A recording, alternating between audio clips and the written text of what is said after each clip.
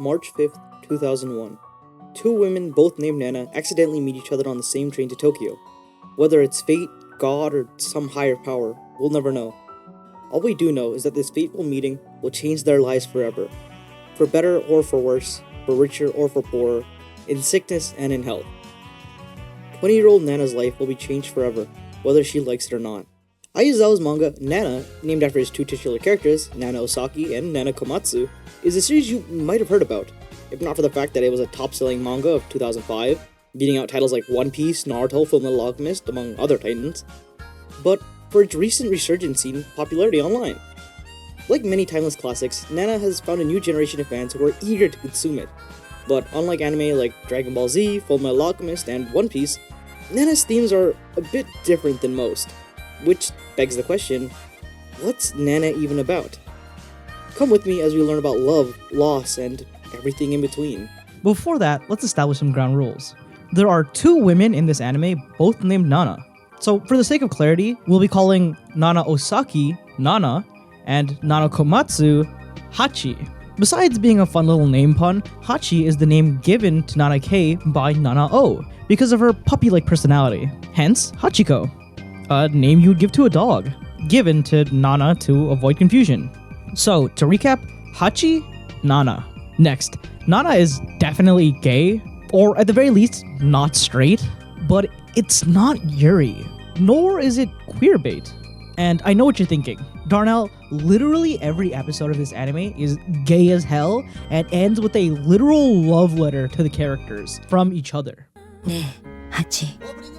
あんたと匠を合わせたことを、もしあんたが今もあの男のそばで幸せに暮らしているのなら、たった一つの頼みの綱だよ。 Let me explain. If you know anything about Nana, you might know that there are two female leads and they are kind of very into each other. They even share a kiss on the lips in the first 10 episodes, which is more than I can say for most other gay media. But it's not fair to call this show Yuri, or even queer media. Yuri, like any other genre, has a set of tropes that the audience is used to seeing, of which many aren't present in Nana. Mostly stopped by the fact that these women, who dream about each other or lament that their lives with their boyfriends are lame without other women, are in straight relationships for the majority of the show and never get together. In her paper on the queer critique of Nana, author Sydney Sweeney, not that one, writes this: the women hug, peck one another on the lips, and make prolonged eye contact almost regularly, particularly when Osaki's turbulent relationship with her boyfriend, Ren Honjo, begins falling apart.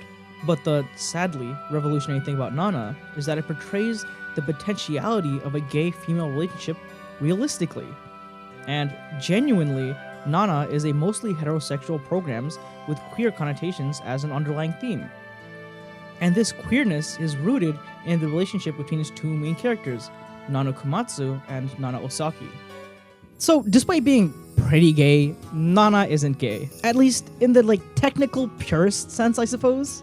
If you want to see it that way, I'm not gonna stop you, nor do I blame you. And I also don't think it's queerbait, because I feel like queerbait has this sense of nefariousness to it, right? Where you're being tricked. But I think the relationship between the two Nanas is presented as very genuinely a real possibility. So is it possible to get queerbaited by this? Sure. Is it also possible that this is queer media? Also yes. Both are perfectly reasonable. But the show is very open with what it is and who its characters are, especially to a fault. Let's talk about the characters. Hachi and Nana are very different women, if you couldn't tell by just how differently they dress. Hachi is a small-town girl who comes from a big family. She's sociable, ditzy, full of energy, and, most of all, a lover girl. Hachi loves love. Men, women, pets, no one is safe. If there's a hot man in her vicinity, she's dreaming about them getting married. I think the furthest this goes is while she's dating her second boyfriend, Shoji, she has to actively force herself not to think about the owner of her workplace, because he's a hot, older man. Nana-chan! 大丈夫? ちょっと飲みすぎたかな。恥ずかしい。やば。じゃあ私はこれで。待って、Nana-chan! Although it might seem like a weakness to some, I think Hachi's greatest strength is how emotional she is. Hachi allows herself to fully love. fully enjoy the company of others and fully embrace life as she is. She's honest with herself to a fault, which is a lot more than I could say for some people, and it's her greatest strength, just like how it'd be your greatest strength to be a subscriber to the channel. There's something about a character who, even in the face of great adversity, is still positive and doesn't succumb to despair, not because they're stupid, but because they choose to be hopeful instead, that I can't not love. Nana Komatsu has won her seat alongside greats like Zack Fair, Wayman Wang, Jonathan Joestar, and Ichiban Kasuga. Hachi feels like a real person you could know, lovable enough to call in and check on you routinely, but flawed enough to make you worry if she's slept with her ex. Nana, on the other hand, is the opposite of Hachi. She's a closed-off woman who has a solid goal and has been in a long-term relationship for years. To make a comparison, why do Nana and Hachi go to Tokyo in the first place? Hachi's going to Tokyo to live with her boyfriend and sort of figure out what she wants to do with the rest of her life. During her stay there, she kind of forgets the second part almost immediately, and kind of just takes it day by day. I mean, I can't blame her, sometimes things just don't go according to plan. This originally was supposed to be a video about Yuri. Nana, on the other hand, comes to Tokyo to pursue her dream of being a famous singer in a band. And it's not without merit, she's already a famous singer in the city where she grew up. It's more about growth than it is shooting for the moon. Her boyfriend, Ren Honjo, has already achieved this dream for himself, as one of the members of the famous group Trap Nest. The only real way the fact that Nana is dating a rock star comes into play is the fact that he's so busy, they can't really see each other very often. And also the fact that, they kind of have to hide their relationship from the public. I'll get to Ren, but I really like him.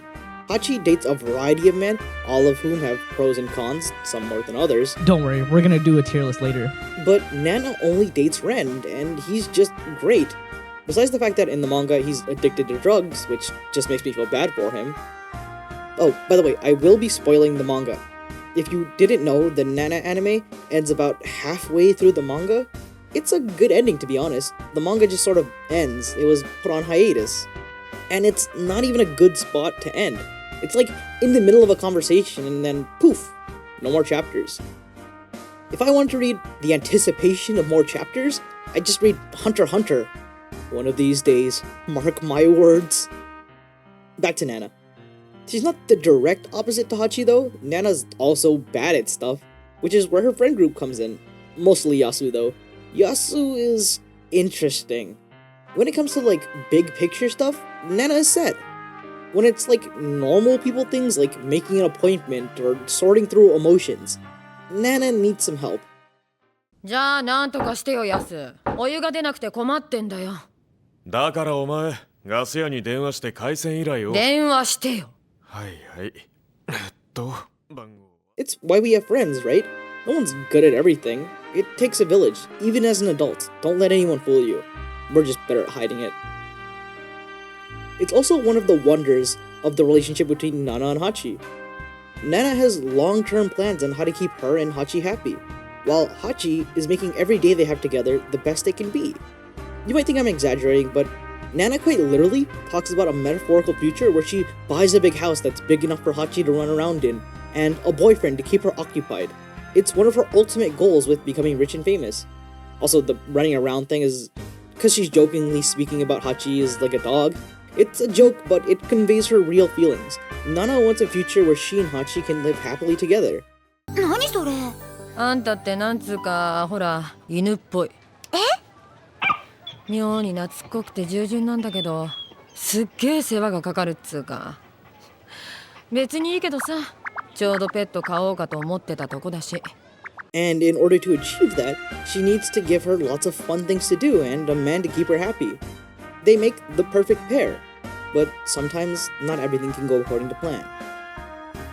Let's talk about side characters, although I have trouble calling them side characters because they're just as fleshed out as our main girls. We'll start with Hachi's friends. Hachi's best friend is a black woman named Junko. I was genuinely surprised and delighted to see a person of color. Junko and her boyfriend Kyosuke are in fact black. I shouldn't have to explain why that's cool, right? That's cool. It was genuinely such a nice surprise to watch this anime from the early 2000s and see people of color. To be fair though, a lot of anime around that time were also filled with people of color. Maybe it's because I watch a lot less anime now, or because the only things I see people talk about are just the isekais, the garbage isekais that pop up on my Twitter timeline. but it kind of just is nice to see people of color being like real genuine characters in a piece of media. I miss seeing people of color in like main roles. It's really cool. Maybe they are still represented in anime these days. I don't know. Let me know. Junko and Kyosuke act like de facto parents for Hachi. They help her, listen to all of her problems. Whenever Hachi is in trouble, they're the first people she goes to. I really like this dynamic between Junko and Kyosuke. Despite being in a relationship for just as long as Nana and her boyfriend at the beginning of the anime, Shoji, they really act like an older married couple. It's genuinely very cute. だから庄司も浪人中あんなうだうだ悩んでたんだろうし。悩んでた？まさか別れたいとか？違う、その逆。ナナと結婚したいんだって。いっそ受験やめて手堅く就職活動すべきかなっつって悩んでたんだよ。そんなの待たしときゃいいのに。女のために人生犠牲にするなんて馬鹿げてるよ。でもナナはああいう女だから庄司が養えるようになるまで何年も待てるかな。無理かもね。大人で包容力があって経済力もある男が現れたらそっち行くんじゃない？やはり当然じゃん。そんな男がいたら私だってそっち行くよ。そらそうか。あんたはなんでそうのんきなの？で、なんで俺の話になるの？ Though I will say I'm a bit torn on liking them 100% after what happens with Shoji, the fact that they're still like chill with him kind of rubs me the wrong way. Speaking of, let's talk about Shoji. Shoji is a boy who Hachi meets in high school and starts dating. Shoji was friends with Junko and Kyosuke before Hachi, and that's kind of something that stays with him even after him and Hachi break up. Without spoiling too much, Shoji's alright. I don't think him and Hachi were compatible long term. Shoji's downfall is not being able to really understand Hachi as a person. 違うもん。ちゃんと掃除したり洗濯したり超充実した一日だったもん。お前そんなことしに東京来たんじゃねえだろ。独り出しできるような仕事見つけてしっかりやるって約束だろ。そんなことって何よ。私は庄司のためにやってあげたのに。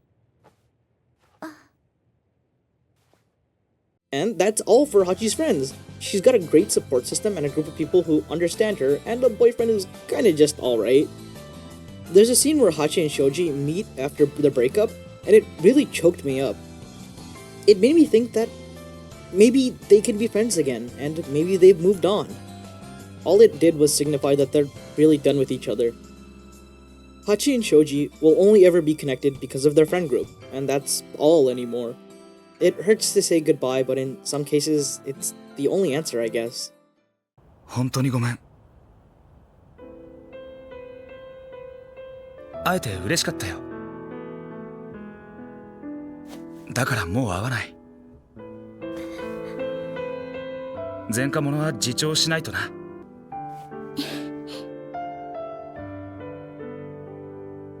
じゃあ体に気をつけて。Man, why does God give his hardest battles to Nana Komatsu?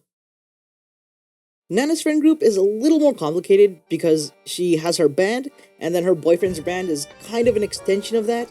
It also means I can just put them in one list instead of one separate Ren list, because I'll be honest, I don't really believe Ren is really friends with any of his bandmates besides like maybe Reira and Naoki. Wait, that just leaves Takumi. Yeah, no one likes Takumi.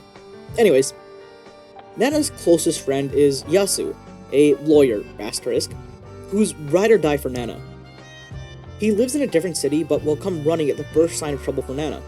He does complicated things for her, like preparing papers for her to rent her apartment, plus he also treats everybody with this sort of love.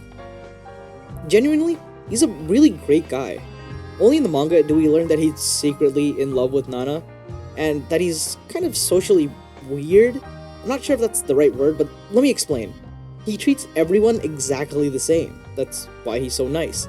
Even if it's someone asking for a massive favor even though they've just met or something.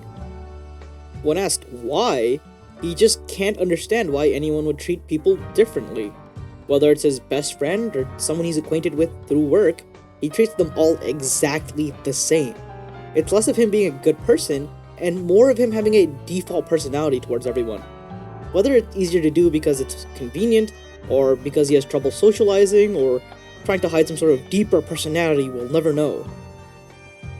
But I'd like to think that YASU is a nice guy who, like many people, hides his true self from others. even his closest friends, like Ren. But I don't know, maybe I'm just looking too deep into things. But the fact that he's secretly in love with Nana the whole time kind of sours a lot of the opinions I had on him originally. It sort of twists the heartfelt scenes between two friends into something a little bit more Sinister.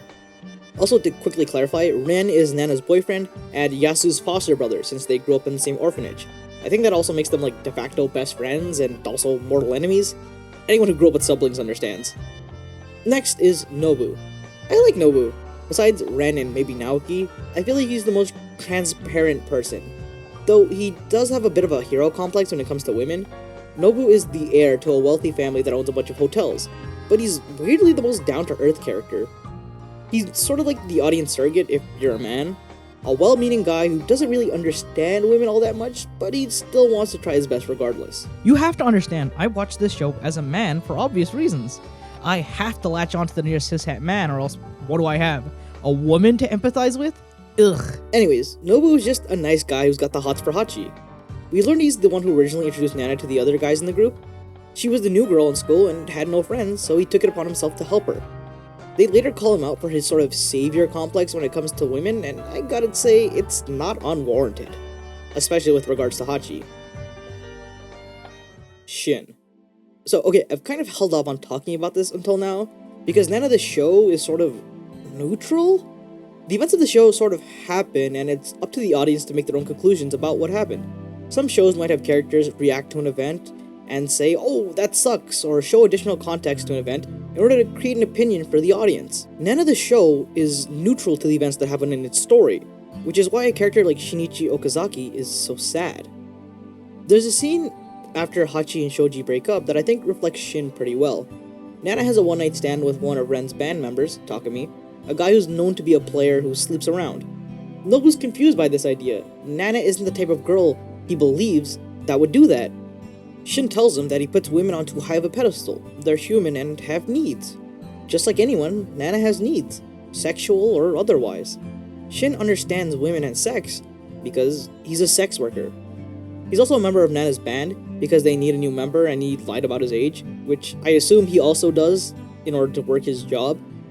But the important part about him being a prostitute isn't that he's a prostitute. That's weird about that is that he's 15 years old. He's a kid. And this is treated as normal in Nana. No one bats an eye at this idea. He even gets into a relationship with another side character who's almost a decade older than him.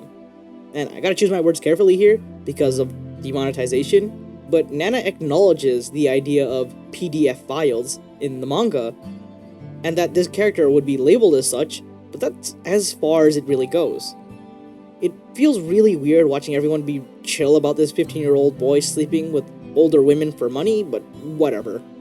Especially when he starts dating Reira, and Takumi finds out about that and is kinda chill. I don't know what to say. Thankfully, we flash to the future. He's got an age-appropriate relationship, but man. Outside of underage sex work and being abandoned by his adoptive family of powerful politicians, Shin's pretty cool. He's a funny little guy who's too wise for his age. And together, these are the members that form the band Blast, short for Blackstone, a cigarette that YASU and Ren used to smoke. You know, before Ren hit the big leagues without them. Now that I think about it, I think Nobu is the only member of Blast that we know of that has confirmed living parents. Nana's mom is also alive in the manga, but the woman who raised her, her grandmother, isn't. But speaking of Ren, let's talk about him. I think Ren has to be my favorite man in the whole anime. He's just a solid guy who's super in love with his girlfriend. They're a great match for each other. He's very sweet to all of her friends and treats them like they're his own friends. Like, I know what you're saying, oh Darnell, this is the bare minimum. And I agree with you, but god damn does Hachi date bad men. Like, it's just such a stark contrast, dude. Nana, unlike Hachi, is a bad cook. She only makes food that's kinda shitty. I think the moment that warmed me up to Ren the most, outside of the bathtub scene, is how he says his favorite food is salty miso soup, which is exactly how Nana makes it. And he really does mean it. He loves everything about her. He's just a great guy, unlike his bandmates. Takumi. We'll talk more about him in the tier list section, but he fucking sucks. I hate him. Outside of dating Hachi, he's sort of a mastermind kind of guy. He runs Trapnest, so he's in charge of making sure they're successful and all that. He's also in charge of making sure that everyone's vices are filled and their dirty little secrets don't get out, while also maneuvering publicly to their advantage. So, outside of being a bad boyfriend, he's also kind of just like, the slimy businessman type. I will give him credit on one thing though. When he knocks up Hachi, he offers to marry her, but to be honest, the only reason he doesn't want to be a deadbeat dad is because his own father was a deadbeat. Takumi's dad isn't mentioned much, but all we know about him is that Takumi just doesn't want to be like him, and that he's a bad man. To the point where, when he's discussing marriage with Hachi, he makes it a point that his father will not be invited to the wedding. And obviously, I know what you're screaming at your screens right now. Darnell! This guy looks exactly like Akira Nishikiyama from hit game Yakuza. This is the same man. No, it's not. Takumi is worse. Next is Reira. Where do I begin with her? Reira was blessed with good looks and an incredible voice. We barely see her practice, but we see Nana practice a ton to never really catch up to her. A woman born with it all and is empty. Outside of her singing, she kinda just is empty, so she tries to fill herself by dating Shin. It doesn't really work out because she's secretly not so secretly in love with her big brother figure Takumi. Takumi genuinely views her like a little sister and does everything in his power outside of being with her to satisfy her. Eventually he does end up sleeping with her to keep their man going, and you must be wondering, Darnell, isn't Takumi in a relationship with Hachi at that point? Yeah, he is. Anyways, outside of being a PDF file, Reira, like Takumi, is kind of empty, and it makes me feel slightly sad for them. They have everything at their fingertips, yet can't grasp anything truly. How pitiable. All that money, power, beauty, fame, and you can't keep your hands off a 15-year-old boy, or a man who is genuinely despaired to sleep with you. Yikes. Not a good look, queen. Next is Naoki. He's pretty cool. That's it. We don't really go into his backstory or who he is, so he's kind of just this positive guy who cracks jokes, is really goofy and fun. I like him. He feels really out of place in the context of Nana looking from the outside though. Like, why aren't you suffering? Like, okay, imagine playing a Yoko Taro game and there's just a dude who doesn't suffer at all. It doesn't make sense, right? You should be constantly in pain and in anguish. Also, I'm playing Drakengard 3 while writing this video, so yeah. This part of the video is sponsored by me suffering in Drakengard 3, haha. And that's basically everyone. There's also a character named Misato who is a fan of Blast that ends up staying with them and joining the main crew for a bit whenever she's not in school. Like Shin, she's also a child. She's using a fake name, but for this video, I'll call her Misato. She's really peppy and fun, and also wealthy. She gives Nana some of her most expensive gifts, like a Vivienne Westwood bag, among many other things. And that's everyone. The magic of any show about romance is obviously how these people interact with each other. Who keeps what from who, and how it'll affect their relationship. There's no power scaling in a romance anime. Earlier, I compared Takumi to Akira Nishikiyama from Yakuza Kiwami 1, which isn't a very fair comparison. To be clear, Nishikiyama does kill people. Like, he's an evil man.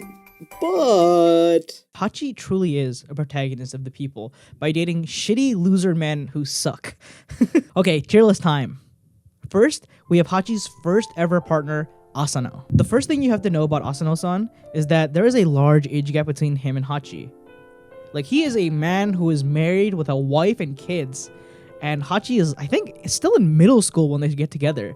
It's like, it's weird. It's weird. They also have no emotional connection to each other. It's like a purely sexual relationship, which, like, if you're cool with that, sure.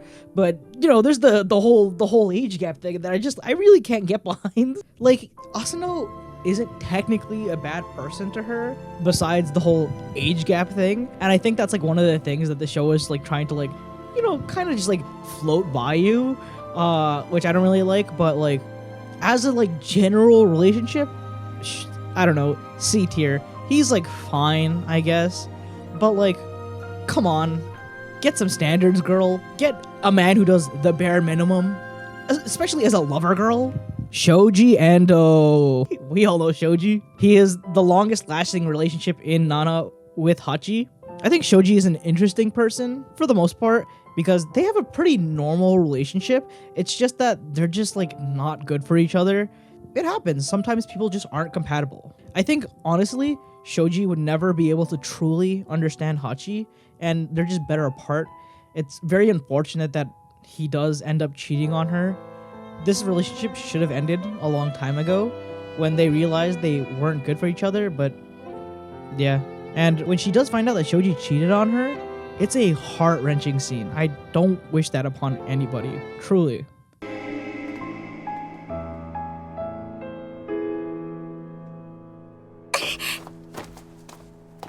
Sachiko ってシャレにならない名前。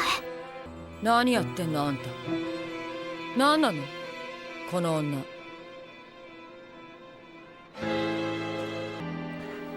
彼女。は？てめえには彼女が2人もいんのか。いい身分だな、おい。嘘だよ、こんなの。話があるんだ。何かの間違いだよ。庄司がそんなことするはずない。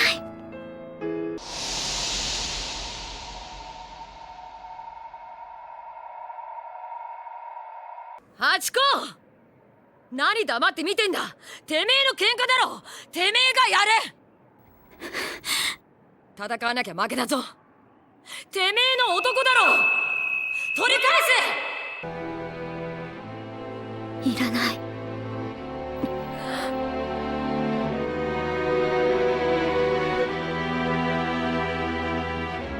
もう顔も見たくない。Shoji Endo, you are D tier. And you might be wondering, Darnell, what is under D tier? Oh, do we have a man for you? But don't worry, we'll get to Takumi later. Next, we have Nobu. I think Nobu is probably the best option in Nana for Hachi. He's a very receptive boyfriend, and kind of like Shoji, he's not on the same wavelength as Nana, but he's willing to make the concessions and try to get there, honestly. And like Nana, I think he's a lover boy. And unlike Shoji, when there is a difference in the relationship, unlike Shoji, who talks down to Nana, Nobu actually tries to understand her. And for those of you who don't know, Hachi and Nobu don't end up together, because at the time, very arguably, Hachi and Takumi were still together. So Nobu is the other man. Hachi then ends up pregnant with a child, but we know for a fact it's not Nobu's because Nobu always used protection and Takumi did not. So Hachi makes the decision to have Takumi's child. But so far for Nobu, I consider him like an A to S tier boyfriend. He's a good man, and he's willing to learn, and I think that really goes a long way. Takumi, I hate this guy. This man needs to rot in hell. Takumi is one of the members of Trap Nest, the very famous band in Nana, and I don't know how to describe it. There is something wrong with this man. There is genuinely something wrong with this man. And it's something very early on that Hachi even realizes for herself after they have a one-night stand together, where she's just like, oh, outside of the fact that he is like a very good musician and an attractive man, he's kind of just like empty. There's like nothing there for him, really. 私にとって匠はやっぱりトラネスの匠だよ。切り離してなんか考えたことない。一人の男としてどうかと言われると相当とんでもない人な気も。He just is a dude who likes sleeping with a lot of women because it gives him power over a bunch of people. The only real thing that separates Takumi from like an incel loser is the fact that Takumi is like a rich, talented musician. Other than that, there's no real difference. And you might say, well, Shoji cheating on Hachi was bad. Yes, I agree. But it gets worse because there are multiple times where, unfortunately, trigger warning for SA, he forces himself onto Hachi multiple times. And even after having a child with her, he continually cheats on her with other women and also Reira. I think genuinely Takumi has this like weird thing about like power and control. I don't know where it comes from. Possibly from his father. As we learn from the anime, his relationship with his father is interesting. It's one of the reasons he marries Hachi in the first place, because of the way that he looks at his father and how much he doesn't want to be like him. And Takumi, I hate this guy. I genuinely, if you've watched all of Nana and you're like, oh, I think I like Takumi, explain it to me. I don't get it. I hate this guy. FFF tier, bottom, any list, he's at the bottom. This man should be gone. Anyways, when Hachi finds out she's pregnant, she decides that she wants to keep it regardless of whether or not Takumi is involved. Takumi, being a man who hates his father, chooses to marry her, which means that Hachi gets to live in a big house with lots of nice things. But it's also the point in the story where she's the loneliest. She has a fiancé who cheats on her, her friends like Nana are in the middle of their debut and are swamped with work, and her own friends are in the middle of university. She's got a life that many would dream of, marrying a famous rock star, but it's also the thing that almost destroys her. It's hard, right? I think Hachi is a girl who needs to be taken care of like this, whether it's some man or Nana. Nice outfits, a big house, pretty things. She likes being taken care of in this way, and if that's what she wants, more power to her. The only problem is that Takumi got to it before Nana did. So, I have a question. What's the point of Nana? Like, what's it trying to say? Everyone knows that relationships and life are hard. What are we to take away from this show, if anything at all? Nana is about the selfishness of love, in a good way. A lot of what we see in Nana is about different people and what they need to be loved. Hachi needs someone who gets her, truly, to understand the person she is inside and out. Someone to provide for her, not because she's helpless, but because they love her. Nana needs constant love. Being apart from someone is hard for her. She needs someone who's available 24/7. Reira wants Takumi, and everyone else she's been with is just a distraction to her. Takumi needs power over someone in a relationship. Whether it's financial, physical, it doesn't matter. YASU in the manga has a purely sexual relationship with a woman, and they both like it that way. Everyone has a different set of needs. Some that they keep deep inside of them, and sometimes they're selfish, but that's part of love. Love is sometimes selfish, and that's okay. You're allowed to want to keep your partner all to yourself, or to want someone to take care of you or hold you. You're allowed to be selfish. Love is a give and take. Sometimes it can be a give. Sometimes it can be a take. And realizing that is part of the process. If you can love someone, love them fully. Don't hold back, because you never know when you'll lose them. Nana is a manga that was never finished. It went on hiatus in June of 2009 and has since remained there for the majority of its lifespan. Creator Ai Yazawa has an illness that prevented her from working, but has recently stated she'd like to finish Nana. But whether or not that happens, we'll just have to see. Nana is a show that's eternally important. A show that speaks to something so human and so universal to many people, especially women. I can't be the arbiter of what women do and don't feel, however, I think Nana offers a universal experience with romance. It's hard, it's grueling, it's beautiful, it hurts, it pushes some people away and brings them together. And in the end, it might not look like anything you imagined it to be, but it's yours. In the end, we may be around other people, but the only people we truly have is ourselves. So we may as well enjoy our time together. Every episode of Nana ends with either Nana or Hachi relaying their feelings about the events of the episode in some sort of narrative diary entry, as if this was two people reliving the past with each other. I like to imagine Nana and Hachi old together, thinking about how dumb and inexperienced they were, and laughing with their little strawberry glasses together. There's this question that Nana asks Ren that kind of caught me off guard. Nana's a very guarded woman, even to her boyfriend. She asks him after everything, after the fame and the fortune and the bands, and all of that, if they can live together in their old apartment without any pretenses, leave everything in the past and love each other fully. Nana is about real life. It's about how messy love and relationships can be, not just with romantic partners, but with friends and family too. Not everything is as simple as it is on TV and online. Everyone struggles with something. Love is just another one of those things. It takes many forms. There are people who don't feel romantic love or are asexual. Everyone needs something different, but at the end of the day, whether it's love or friendship or companionship, we need other people. Everything's a balance. Finding your place in the world isn't easy, and yes, you can fail. But without the pursuit of happiness, what do we really have? That's why Hachi is one of the best protagonists of all time. She may not be able to be a soldier first class, or save the Tojo clan, or to get her little brother's soul back from the truth, but like all those other people, she fights for her happiness with all she's got. When she's knocked down, she always gets back up. And in the end, she's strong. In the end, she's just a girl. In the end, she's just Nana. Thank you so much for watching. Please subscribe for more YouTube videos like this one. I'll see you in the next video. Bye-bye!